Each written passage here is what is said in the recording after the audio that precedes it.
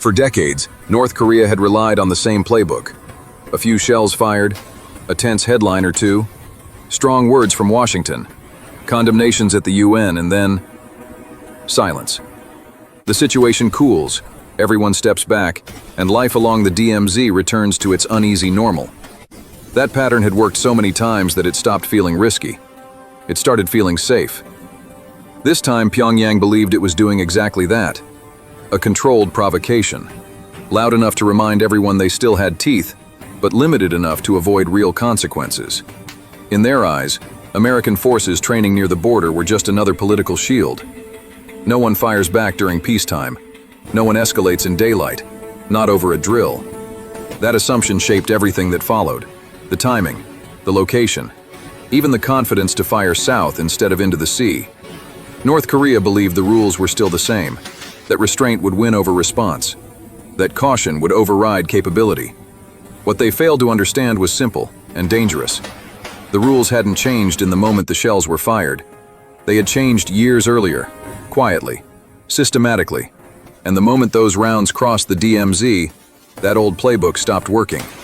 Because this time, the response wasn't going to be political. But what North Korea didn't realize was how completely exposed they already were. Long before a single shell crossed the border, the battlefield had already been mapped. Not with soldiers or patrols, but with data. For years, US and South Korean forces had studied every ridgeline, every hardened bunker, every tunnel entrance carved into the mountains north of the DMZ. Nothing about those artillery positions was a mystery anymore. Counter-battery radar systems were running continuously, even during routine training days. The moment a gun moved, it was noticed. When a barrel elevated, it was tracked. When a shell left the tube, its entire flight path could be calculated in seconds. Firing positions weren't estimated, they were pinpointed. That was the advantage North Korea never saw. They believed artillery still worked the way it did decades ago. Fire fast, relocate, disappear. But modern sensors don't blink, they don't panic, and they don't forget coordinates once they've locked them in. By the time North Korean crews finished loading their first rounds, their positions were already tagged, stored, and shared across multiple command centers. Not as possibilities, as certainties. And that meant something critical. The retaliation wouldn't be rushed, it wouldn't be emotional, it would be exact. Because once those guns finally fired, there would be no searching for them. When the first shell landed, no one thought it was real. Training days near the DMZ were tense by default, but live fire crossing the border during peacetime was almost unthinkable. For a split second, it felt like a mistake, a misfire, maybe a drill gone wrong. Then the second round hit closer. Within moments, the training ground turned into controlled chaos. Marines dropped into defensive positions on instinct, not orders. Dirt and debris tore through the air. Equipment was shredded. The ground shook hard enough to erase any doubt about what was happening. There was no warning shot, no signal flare. Just a short, violent burst meant to send a message. 90 seconds, less than 2 minutes. That was all it took for North Korea to cross a line it couldn't step back over. Several Marines were injured. South Korean troops nearby were hit as well. Body armor and training prevented the outcome from being far worse, but the damage was done.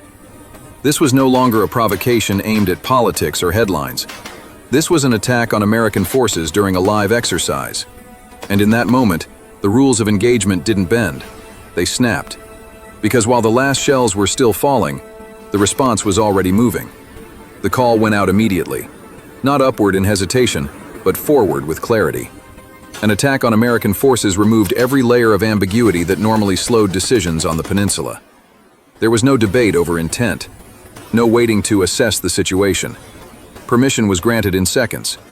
This wasn't the kind of approval usually given after border incidents. It wasn't limited. It wasn't symbolic. For years, commanders had argued that if those artillery positions ever fired at US troops, the response shouldn't be about warning shots or temporary silence. It should be about removal. That moment had finally arrived. What made this authorization different was its scope. The objective wasn't to respond to what had already happened. It was to make sure it could never happen again.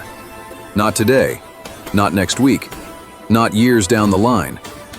This was the line that North Korea never expected anyone to cross. The point where restraint ended and doctrine took over. Once approved, the sequence unfolded automatically, like a system switching modes. And the first phase was already airborne. Because the counterstrike wasn't aimed at sending a message, it was aimed at erasing a threat. The first targets weren't bases or headquarters. They were the guns themselves. The exact artillery pieces that had fired across the border minutes earlier. No warnings, no adjustments, just coordinates that were already locked in. Attack helicopters moved in low and fast, guided by real-time data. Precision weapons struck where crews were still positioned, where relocation was supposed to happen but didn't. The window North Korean doctrine relied on, fire and vanish, simply didn't exist anymore. Within moments, the firing positions went quiet. One by one, the guns that had launched those shells were eliminated. Not suppressed, not damaged, removed. The crews never had time to react, let alone escape. It happened so quickly that from the ground, it felt unreal. 90 seconds of incoming fire had triggered a response that wiped out the source almost instantly. The imbalance was impossible to ignore. But this wasn't the end of the response. It was the signal that something much larger had already been unleashed. Because the guns were never the real problem.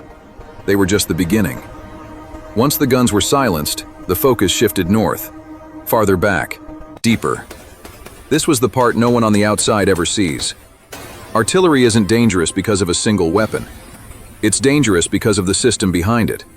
Hidden bases carved into mountains, ammunition stored in reinforced chambers, command bunkers buried beneath layers of rock, tunnel networks designed to keep entire units alive and operational even under attack. For decades, those structures were considered untouchable. They weren't. Strikes rolled through the sector with methodical precision. Facilities that supported dozens of guns vanished in seconds. Ammunition sites erupted, taking years of stockpiles with them. Tunnels that once protected artillery crews collapsed at their entrances, sealing whatever was inside. This wasn't chaos, it was dismantling. Every hit followed a plan built long before the first shell was fired. Each target removed a layer of North Korea's ability to fight back in that zone. Fire control, logistics, command. One by one, the backbone of the artillery network disappeared. And at that point, it became clear to everyone watching. This was no longer retaliation. It was a demonstration. And the message wasn't meant just for the DMZ. The silence that followed was just as revealing as the strikes themselves. No counterfire, no sudden escalation, no attempt to answer force with force. North Korea went quiet, and that pause spoke louder than any statement ever could. Other capitals noticed too. This wasn't just about one stretch of border. It was about what modern precision could do to an army built on volume and intimidation. For years, the assumption had been simple. Too many guns, too many targets, too much risk. That assumption had just been tested, and it didn't hold. What made the moment more striking was who didn't react. No immediate condemnation from nearby powers. No dramatic posturing. Just observation. Careful attention. The kind that comes when long-held calculations suddenly need updating. Because the implications were hard to ignore.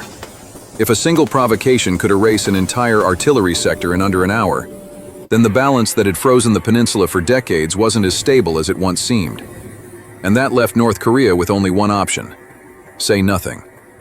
But what they said next, without words, was even more revealing.